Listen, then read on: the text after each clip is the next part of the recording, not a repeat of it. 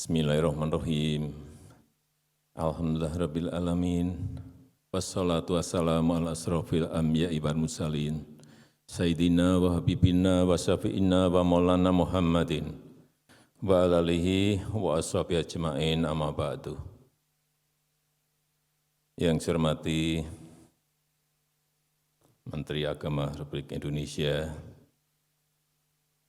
yang saya hormati Ketua dan Wakil Ketua Umum MUI, beserta seluruh pimpinan dan jajaran pengurus MUI,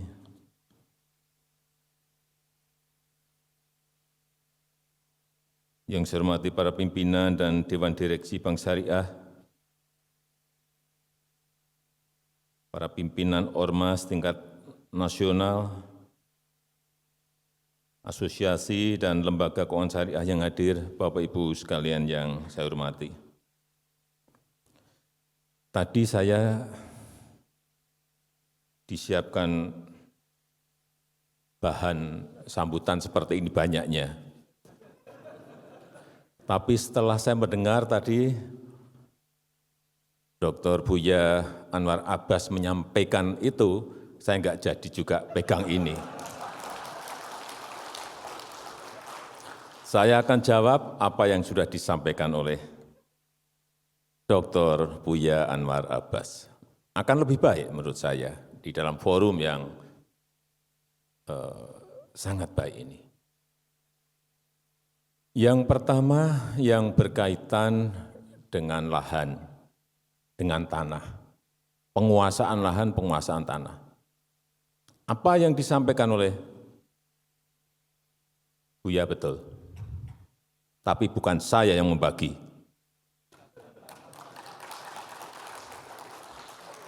Ya harus saya jawab. Harus saya jawab. Dan kita sekarang ini dalam proses mendistribusi reforma agraria yang target kita sudah mencapai 4,3 juta hektar dari target 12 juta yang ingin kita bagi. Dan saat ini kita sudah memiliki bank tanah.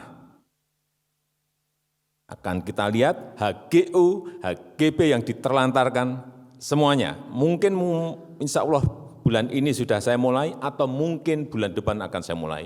Untuk saya cabut satu persatu. Yang diterlantarkan karena banyak sekali. Konsesinya diberikan, sudah lebih 20 tahun, lebih 30 tahun, tapi tidak diapa-apakan. Sehingga kita tidak bisa memberikan ke yang lain-lain. Tetapi kalau Bapak Ibu semuanya, saya pernah menawarkan ini waktu pertemuan di Persis di Bandung.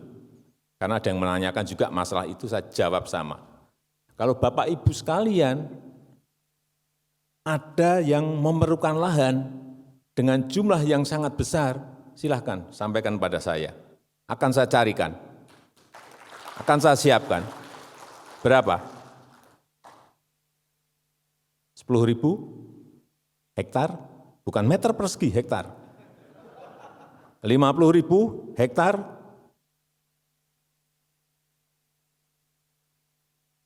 tapi dengan sebuah hitung-hitungan proposal juga yang visible. Artinya ada visibility study yang jelas. Akan digunakan apa barang itu, lahan itu. Akan saya berikan, saya akan berusaha untuk memberikan itu, insya Allah. Karena saya juga punya bahan banyak, stok, tapi enggak saya buka kemana-mana. Kalau Bapak Ibu sekalian ada yang memiliki, silahkan. Datang ke saya diantar oleh Buya Anwar Abbas. Ya saya juga dipikir saya enggak kepikiran. Gini rasio waktu saya masuk 0,41 lebih. Kepikiran Bapak Ibu sekalian. Gap seperti itu kepikiran. Jangan dipikir saya enggak kepikiran. Karena saya merasakan, jadi orang susah, saya merasakan betul.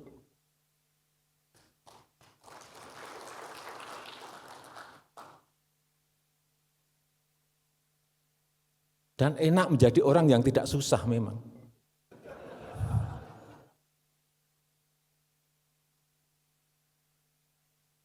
Silakan. Untuk apa?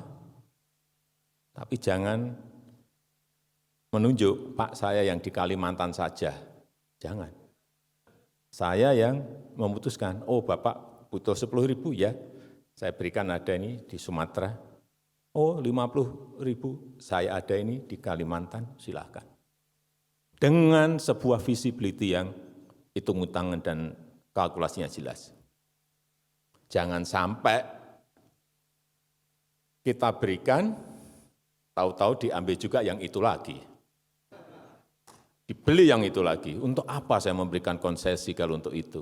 Dan itu kejadian sudah berpuluh-puluh kali seperti itu terus.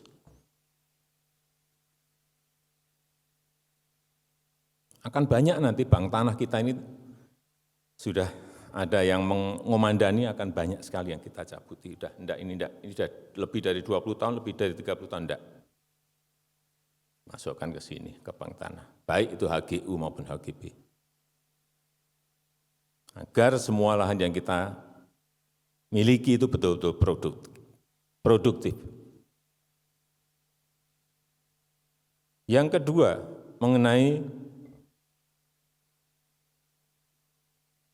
usaha mikro, usaha ultra mikro.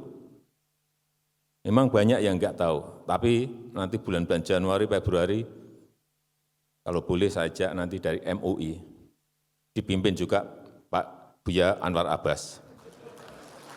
Enggak apa-apa, entah 5 orang, entah 10 orang, akan saya ajak apa yang sudah kita bangun yang namanya Mekar. PNM itu 2015 kita hanya bisa mengumpulkan 500.000 usaha mikro, usaha ultra mikro yang pinjamannya 3 sampai 5 juta. 1 juta, 2 juta, 3 juta, sampai 5 juta. Sekarang sudah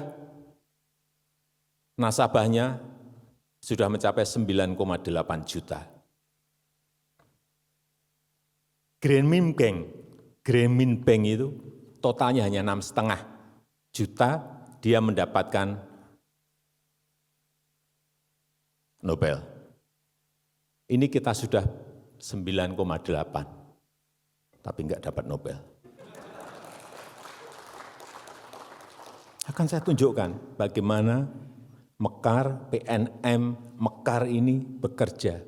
Yang kecil-kecil dikelompokkan, kemudian gandeng renteng, kalau satu enggak bisa mengangsur, siapa yang membantu. Sistem ini sudah berkembang. Insya Allah nanti sampai 2024 akan mencapai target kita 20 juta. Tapi memang masih banyak, karena usaha kecil, usaha mikro, ultra mikro kita ada 64 juta.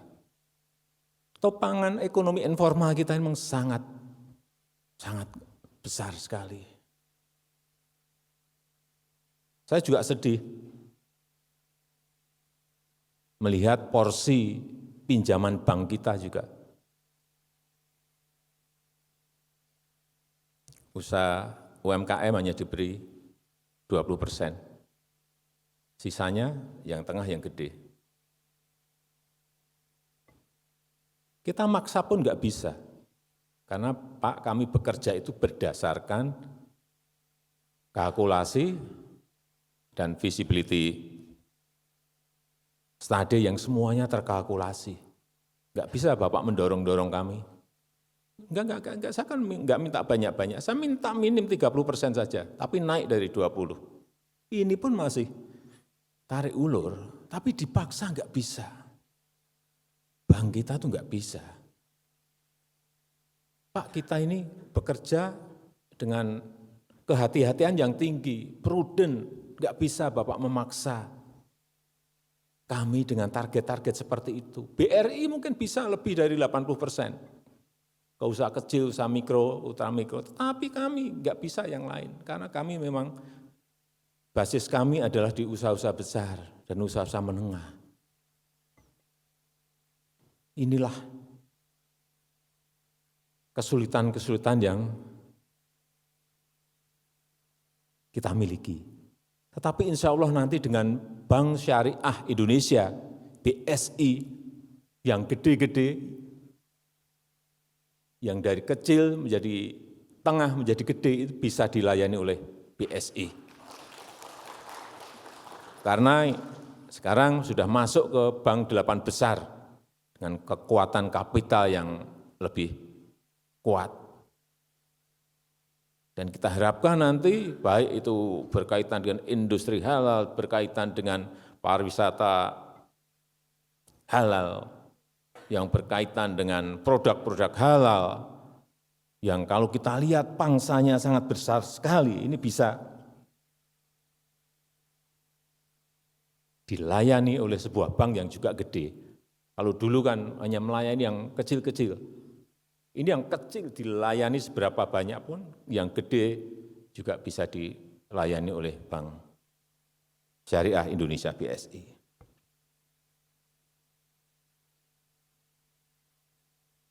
Saya juga senang, ini karena sudah menjawab 2 hal tadi, saya ingin memberikan posisi ekonomi syariah kita yang tahun 2014 itu pada posisi ranking yang ke-9. 2020-2021 kita sudah naik menjadi peringkat ke-4 dunia. Perkiraan saya insya Allah dalam 3-4 tahun ini akan masuk ke 2 atau ke 1. Kalau growth, kalau pertumbuhannya seperti yang kita lihat sekarang, akan cepat sekali. Pasarnya masuk ke semua negara. Inilah saya kira perkembangan ekonomi syariah kita dalam 6-7 tahun ini, dan kita harapkan dengan jumlah penduduk terbesar, jumlah penduduk muslim terbesar di dunia sebesar 87% atau 207 juta jiwa, kita telah berkomitmen untuk menjadi pusat ekonomi syariah di tahun 2024. Dan kita akan berusaha keras untuk itu. Baik, tadi yang saya sampaikan mengenai pengembangan industri halal, pengembangan sektor keuangan syariah, pengembangan sektor keuangan sosial syariah, pengembangan kewirausahaan syariah, semuanya akan kita dorong karena memang kita ini adalah negara dengan penduduk muslim terbesar di dunia, dan ini saya ulang-ulang terus di mana-mana mengenai ini. Agar negara lain tahu bahwa Indonesia adalah negara dengan penduduk muslim terbesar di dunia.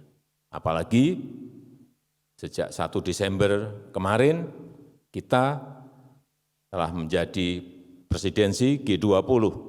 Keketuaan G20. Artinya kita menjadi ketua dari negara-negara besar, negara-negara maju dengan PDB, dengan GDP, Gross Domestic Product, yang masuk dalam 20 besar. Kita sekarang di nomor 16. Tapi seperti tadi disampaikan oleh Buya bahwa insya Allah di 2040-2045 memang hitung-hitungan McKinsey, hitung-hitungan dari Bank Dunia, World Bank, dari IMF memang kita akan masuk ke 4 besar. Tapi itu halangannya juga tidak kecil, tantangannya juga bukan tantangan yang mudah. Ada syarat-syarat kita untuk mencapai ke sana. Sehingga perkiraan PDB kita saat itu di 2040-2045 kurang lebih 23.000 sampai 27.000 income per kapita masyarakat kita. Sebuah angka yang sangat besar sekali tentu saja. Tapi itu butuh kerja keras kita semuanya. Saya rasa itu yang bisa Saya sampaikan pada kesempatan yang baik ini, dan dengan mengucap Bismillahirrahmanirrahim, Kongres Ekonomi Umat kedua Majelis Ulama Indonesia sore hari ini saya nyatakan dibuka.